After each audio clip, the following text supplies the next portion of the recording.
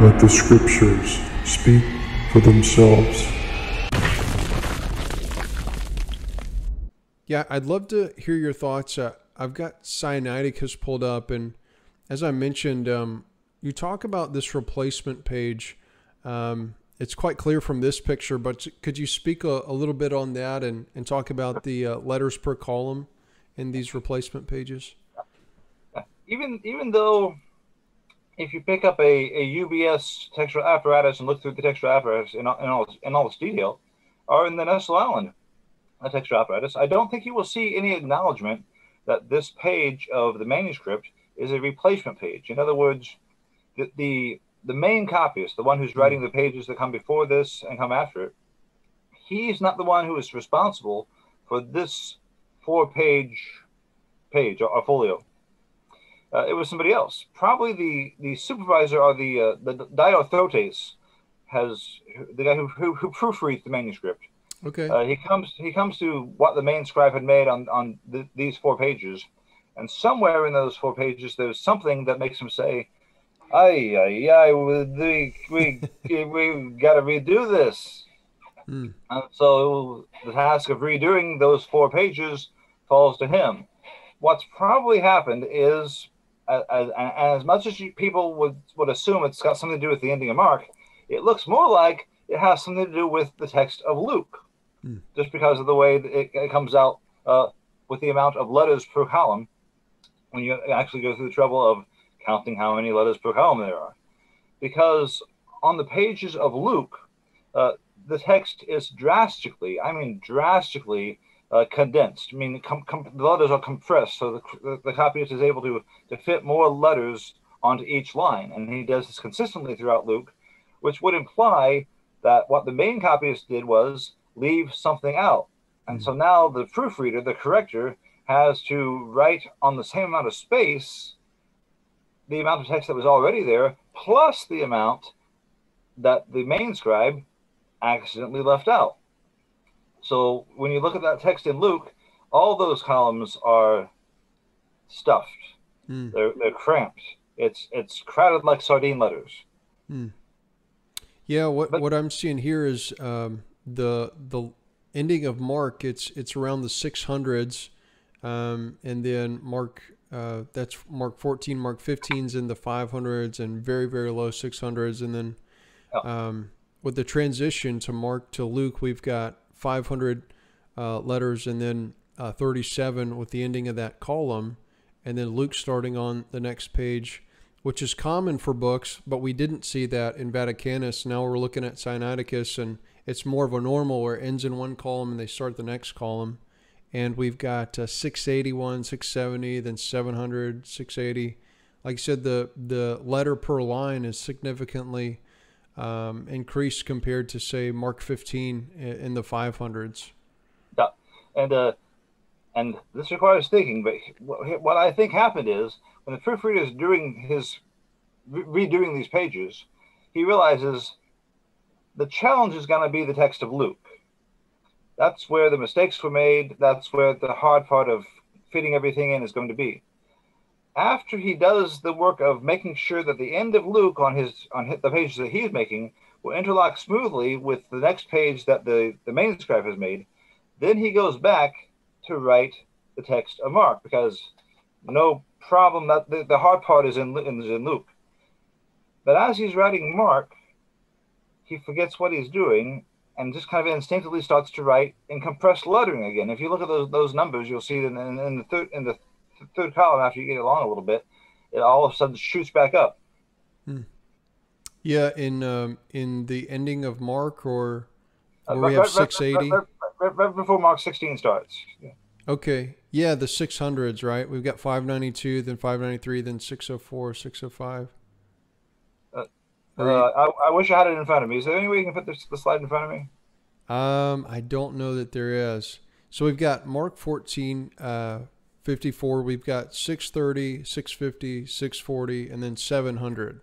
Yeah, 700. Yeah. He's still in Mark 16 there. That's that's Mark 15 ending in Mark 16:1 there.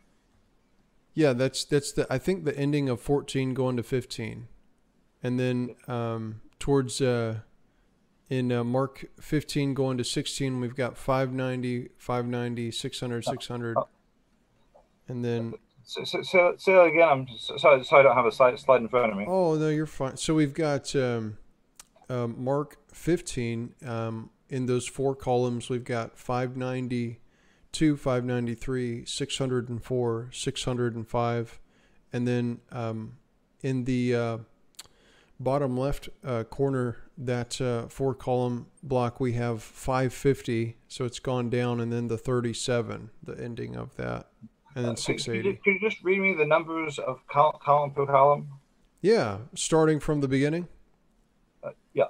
Yeah, so Mark 14, 54, we've got 635, 650, 639, 707. Okay, stop there.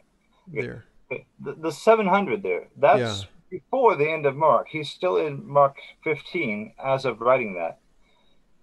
What I suspect is that he had gotten a little bit used to writing in condensed lettering, and suddenly began writing in condensed lettering in Mark where he didn't need to.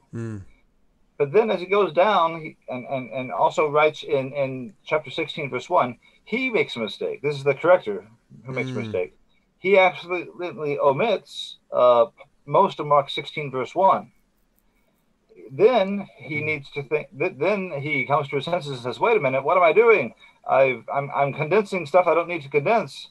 And it's also interesting that you could if he had kept on using condensed lettering, Mark 16, 9 through 20 would have fit on the remaining columns.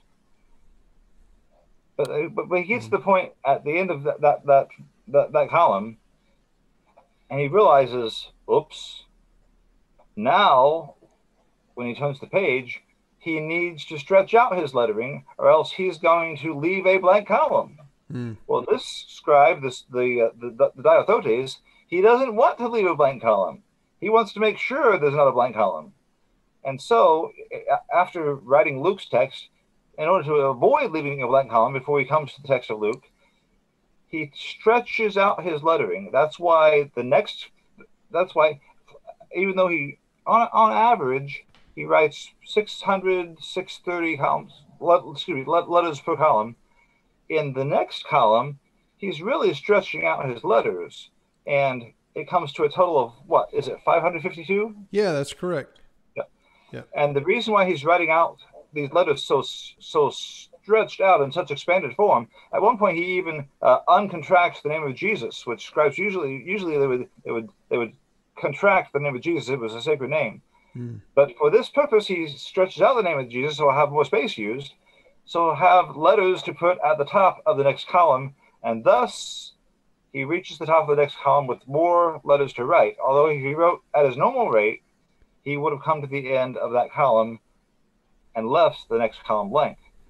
Gotcha. Yeah, because we only have 37 letters on that next column, and if we look at the preceding column, as you just mentioned, it's a little bit less. He could have easily put those 37. That would have came out to, say, 589 letters, which would be less than many of the other columns. So then we'd have this whole column blank, which is completely against how you do things as recording the Bible for those scribes. So he had to stretch it out.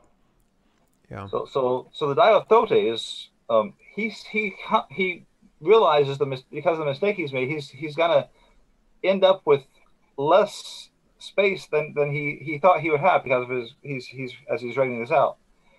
He stretches out his lettering. Then on this column, he has to compress his lettering. Excuse me. On the fourth column. Can you count those out so I get the column number right? Yeah, the third column, Luke 1:1, he begins to compress it. It has 681 and then 672 in the fourth column. Is that which one you're talking about? Or are you talking about? You'll be able to see it on the page, right? So you can figure it out. Viewers can figure it out.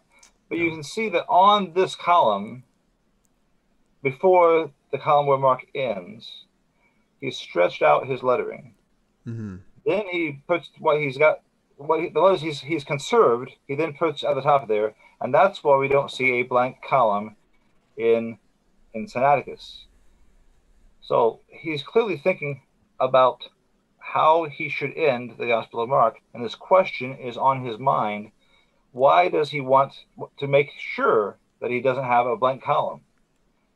That question is now again, we can't read his mind literally, but it looks like he's aware of a problem with the ending of Mark, which would mean, just like what we saw in Vaticanus, they were aware, even though the master copies they were using didn't have verses 9 to 20, in their minds, Mark 16:9 was not a stranger.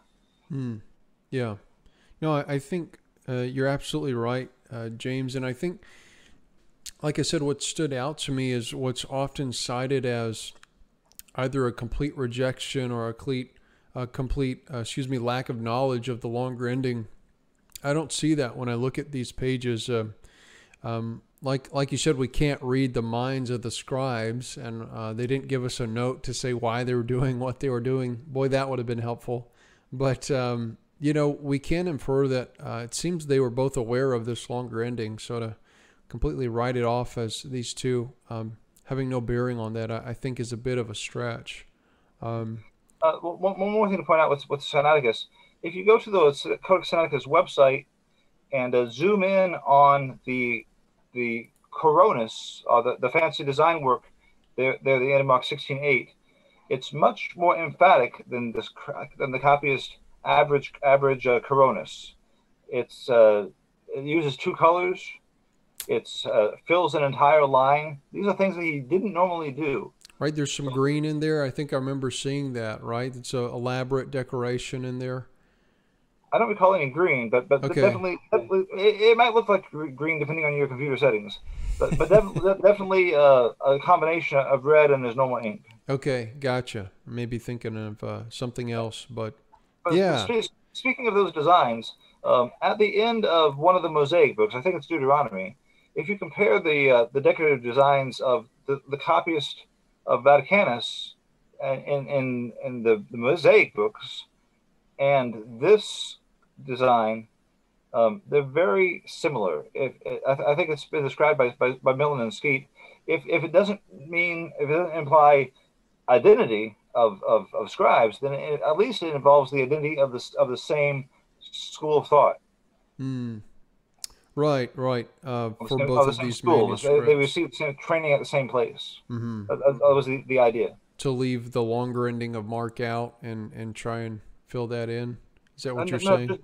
Just in regard to the kind of Coronis that was made. Oh, for the artwork, Coronis is like the decorative ending. Is that correct? Just the decorative design, or arabesque. Although that doesn't really help. Okay, gotcha.